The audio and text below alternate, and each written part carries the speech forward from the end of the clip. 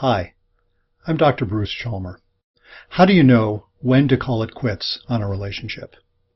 Well, I assume you're watching this video because you're not sure.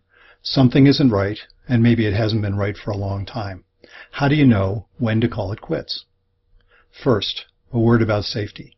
If you're at risk of physical harm from your partner, you don't need this video. You need a safety plan. Get help and get safe. If you're contemplating hurting yourself or someone else, this video isn't for you. Get help and get safe. If you're living in fear of your partner because of threats, isolation, emotional abuse, or control, stop watching this video, get help, and get safe. So you're not at risk of physical harm to yourself or others, but something hurts a lot. And it's gotten to the point that you're wondering if you should stay in the relationship or break up. So, how do you decide? Well, here's your answer. Let's divide your problems into two categories. We'll call them A, deal breakers, and B, growing pains. If you're looking at deal breakers, the thing to do is, well, break the deal. If you're looking at growing pains, don't break up, at least not yet. Rather, tolerate the pain and grow through it. Okay, all we've done is named the dilemma. So how can you tell which problems are which kind? Let's start with category A, the deal breakers. You want to have kids and your partner doesn't, or vice versa. If you're a woman wanting to get pregnant, the clock is ticking loudly. Or you want to get married and your partner doesn't, or vice versa. Or it turns out that one of you is gay and the other is straight, and sex in your relationship is important to you. Or you're religiously observant and your partner objects and you don't know how you could have children together unless you were united on that issue. Or you realize you can't bear living in the city and your partner can't bear living anywhere else but the city. Or you can't imagine living without your cat and your partner can't stand cats. The thing about deal breakers is there's no compromise possible. You can't both have and not have kids. If it's a deal breaker, it's painful, but it's not complicated. You know what the problem is. You just have to decide if you can give up what you want or convince your partner to give up what they want. If not, it won't work. But most of the problems people talk about when they work with me are not so simple. These are the problems in category B, growing pains. You used to have a warm connection with your partner, emotionally and physically, and now it seems like you dread being in your partner's presence. Or you find yourself attracted to someone else, or your partner does, and maybe you find out they acted on it. Or you find out that your partner has lied to you about something important.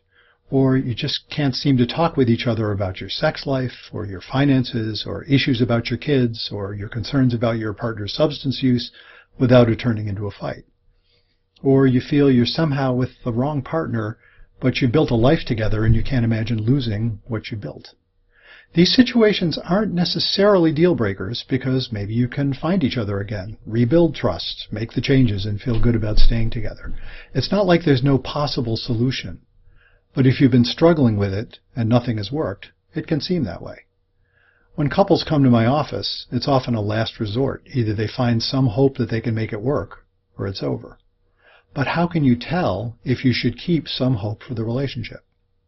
There's no easy formula, but here are 3 guidelines to help you. 1. Don't break up too soon. Assuming your personal safety isn't at risk, the struggles you are going through are forcing you to grow. If you leave before you've learned what you need to learn, you'll probably have to go through it again with someone else. 2. Get to the right argument. Couples often have important, substantive differences they need to work out, but differences are scary, so much so that couples will often argue endlessly about anything and everything except what they really need to argue about. You can usually tell when you get to the right argument because even if the argument is painful, it stops being infantile. 3. Get hold of yourself. This one is really the basis of the other 2. Getting hold of yourself means tolerating anxiety rather than running from it. And that's what makes genuine intimacy possible. Genuine intimacy is when you are honest with yourself, honest with your partner, and able to tolerate the anxiety of difference even when it's important. Genuine intimacy is scary, and genuine intimacy is when change and growth happen. And don't wait for your partner. You go first. When you get hold of yourself It challenges your partner to do the same. A lot of what we do in couples therapy is to help both of you get hold of yourselves so you can have the right argument if that's what's needed. Because when you get hold of yourself, when you can tolerate the anxiety and learn the painful lessons you need to learn, you can move forward with integrity. Whatever you decide about the relationship, you're being honest with yourself and honest with your partner. The petty squabbling disappears and you discover options you hadn't considered. It gets easier to stand up for what's important to you, and also easier to be generous and accommodating without resentment. In short, you can be you and let your partner be your partner. Maybe that means you realize, sadly, that you need to end the relationship. But maybe that means you remember why you got together in the first place. Either way, you can make a decision about the relationship with clarity, dignity, and strength.